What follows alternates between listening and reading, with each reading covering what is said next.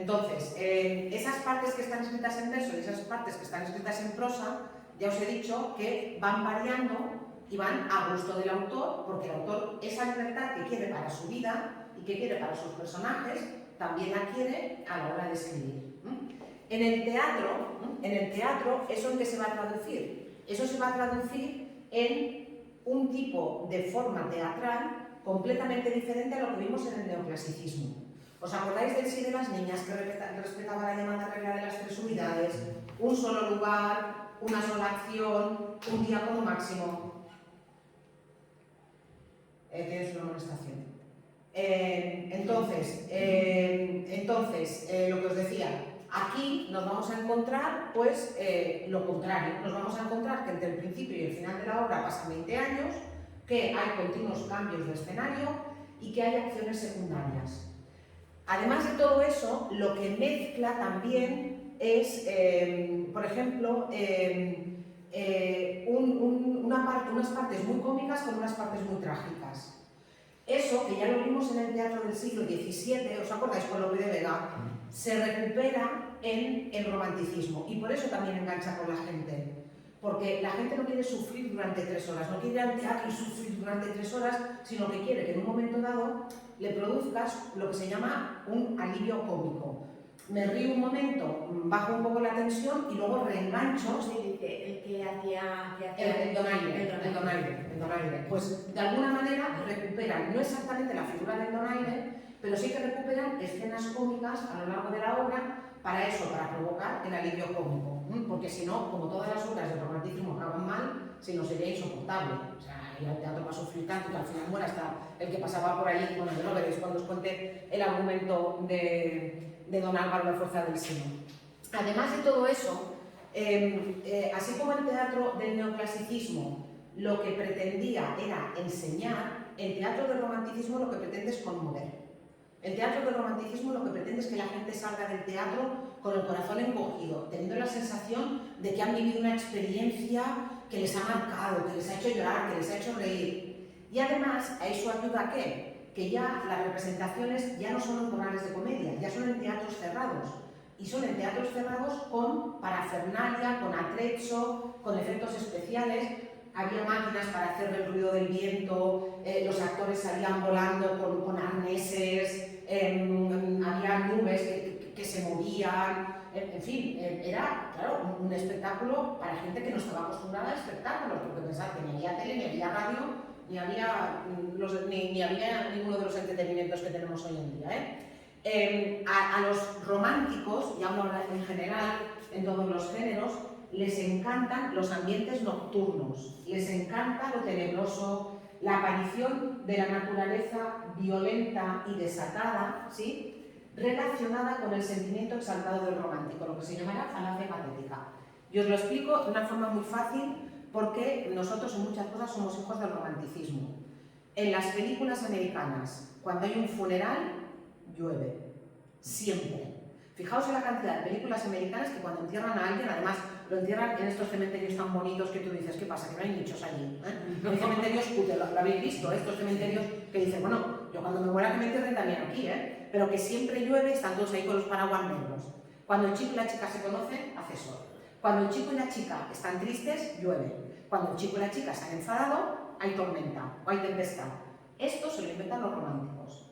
No es que yo esté triste porque llueve, al contrario, dentro de este individualismo y dentro de este egocentrismo de los románticos, la naturaleza se acompasa a sus sentimientos.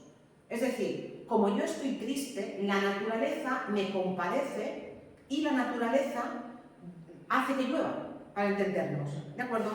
Sí, es así, ya sé que nos provoca risa, pero es que al final resulta que es lo que nos encontramos hoy en día en las películas. De verdad, o sea, ¿en qué pocas películas? Normalmente yo ha llovido 2 días y digo, ya lo sé, pero es al revés, es al revés, sí. No, como yo estoy triste, llueve. No, es al revés. Yo me pongo triste porque llueve, ¿vale?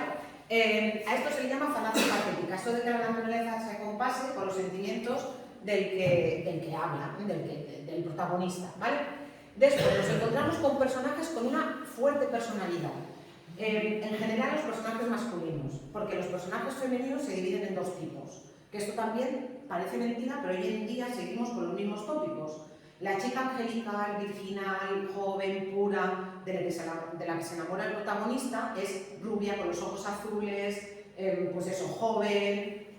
La mujer que tienta al protagonista, que es sensual, sexual, atrevida, morena y acaba mal. Sí, sí. Vale, eso que nos parece a nosotros tan normal viene de aquella época. Y fijaos la cantidad todavía hoy en día de novelas románticas pero de hoy en día, en las que nos encontramos con un personaje que tiene un secreto oscuro detrás, que es lo que le marca hasta que le salva a la chica. 50 sombras de Grey. A nada que lo hayáis visto, que lo hayáis leído o que sepáis de qué va, es que es eso. Y luego está la mujer mayor, que es la sensual, la sexual, la mala, y la otra que ha acabado la carrera y que cuando se lo encuentra no ha tenido contacto con varón, que tú dices, a ver, o sea, lo de la verosimilitud, sí, luego ya dejaremos aparte lo de que él le manda al peluquero, al ginecólogo y que la maltrata, eso lo vamos a dejar aparte. Pero el tipo de héroe que hoy en día seguimos viendo en estas representaciones sigue teniendo mucho de ese héroe romántico con eso, con un trauma detrás, con un problema muy grande, que es del que le intentará salvar la chica. Spoiler, en las obras del romanticismo, sin éxito. En las obras del romanticismo siempre acaban mal. Las obras románticas de verdad de la época siempre acaban mal. No hay salvación posible, ¿vale? La ambientación, claro, a los románticos no les gusta la época que les ha tocado vivir. No sé si lo tenéis presente, pero son los años de la revolución industrial.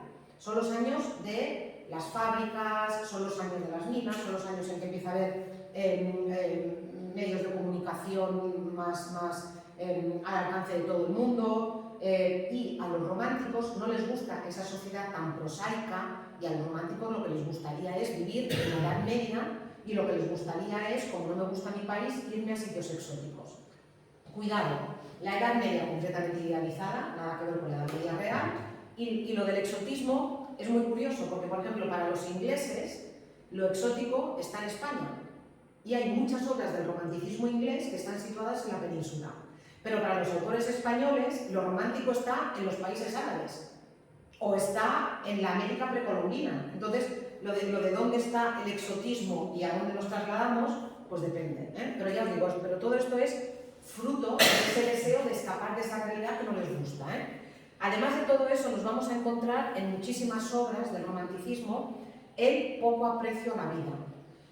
Personajes que buscan de forma más o menos consciente la muerte y que la encuentran, y muchos que directamente se suicidan.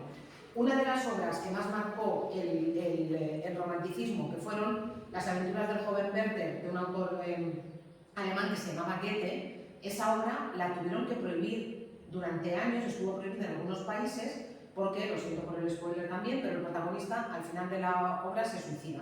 Es una novelita muy corta, y Werther se enamora al principio de la novela, se enamora de una chica, esta chica no le corresponde, es amiga suya, pero no le corresponde porque ella está enamorada de otro y se va a casar con el otro. Entonces ella se casa con el otro, él no lo supera y se suicida al final de la obra. Bueno, la tuvieron que prohibir porque puso de moda dos cosas. Werther puso de moda el atuendo, él iba vestido, cuando conoce a Goethe, iba vestido de azul y amarillo, y todos los pijos de la época de Europa se vestían de azul y amarillo, y ellas se vestían de blanco y rosa, porque ella cuando se encuentra en un vestido blanco con lacitos rosas. Bueno, puso de moda eso y puso de moda el suicidio. O sea, los lechuguinos que se encontraban con un amor no correspondido se suicidaban, de verdad. O sea, y como os dije el otro día, muchos autores románticos, de una forma más o menos consciente, buscaron la muerte. Y es raro el autor del romanticismo que llegó a los 40 años. El que no moría en un naufragio porque coge una barquita un día de tempestad, creo que os lo conté, el marido de Mary Shelley, la autora de Frankenstein, que no sabía nadar, no tenía 27 años y se coge y se va en una barquita un día de una tempestad terrible, claro, se ahogó, tonto. Claro, o Larra, que se suicidó delante del espejo pegándose un tiro, o Lord Byron, que se vaya a Grecia a luchar por la independencia de Grecia y se coge una disentería nada más bajar del barco y se muere. Ya os digo, o sea, ninguno, pocos llegaron a los 40, por esa idea de el poco aprecio por la vida. La vida solo merece la pena ser vivida para los románticos si la vida te da aquello que tú buscas. Y la vida nunca te lo va a dar.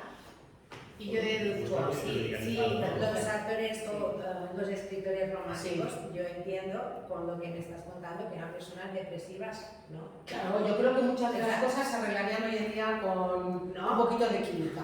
Pero que eran personas depresivas, porque al final si todo el objetivo era pésimo y todo era malo, es que son personas que son depresivas. Pero de todas formas, yo creo que, bueno, no es una idea mía, pero en muchos casos, es una idea extendida, en muchos casos lo que les lleva al suicidio es el choque entre la realidad y el deseo. O sea, ellos son idealistas y ellos quieren una serie de cosas, ellos piensan que van a poder cambiar el mundo, ellos piensan que pueden ser verdad los ideales de la Revolución Francesa de igualdad, libertad y fraternidad, pero claro, la sociedad, si hoy en día eso es imposible, pues imaginaos a principios del siglo XIX, más imposible todavía.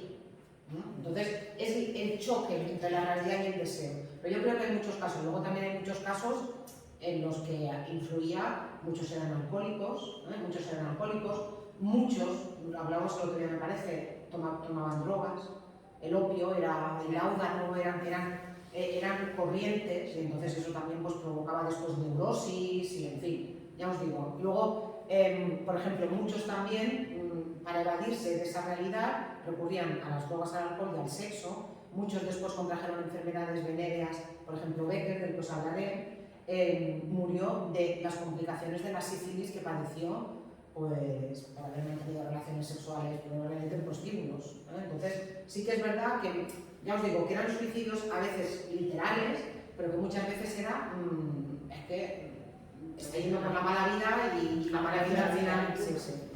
Y otra cosa que es muy importante es la aparición de elementos fantásticos.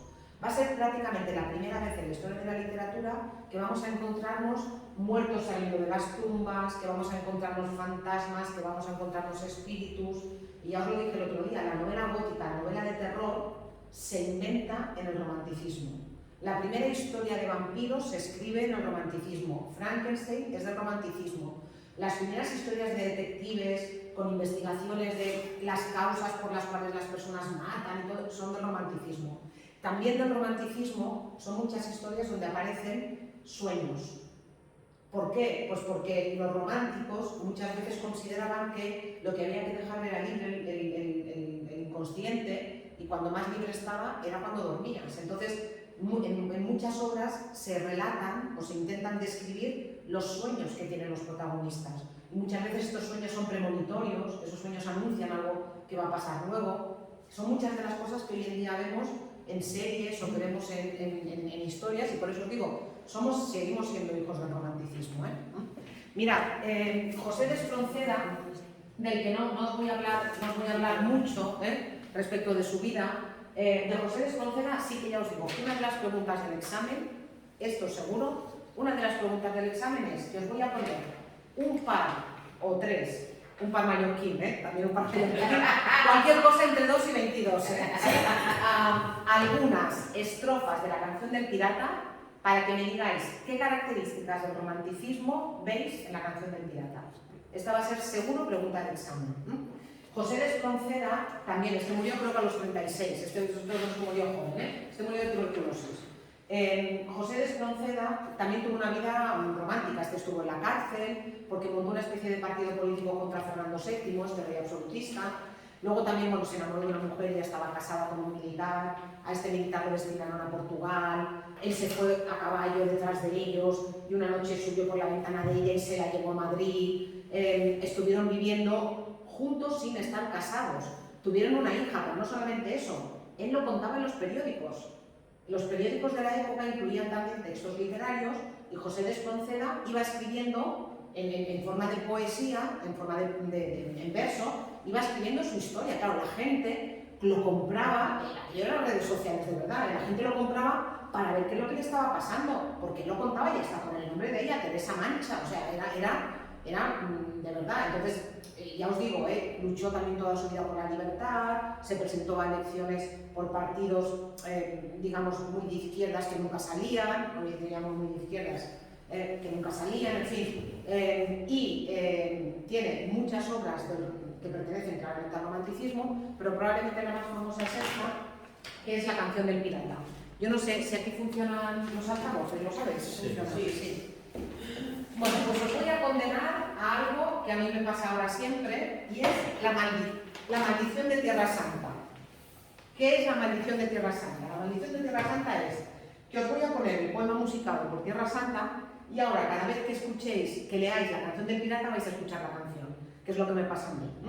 Es una muy buena adaptación musical del poema y mientras la escuchamos lo que me gustaría es que fuerais subrayando todas las características del romanticismo que veis en el texto.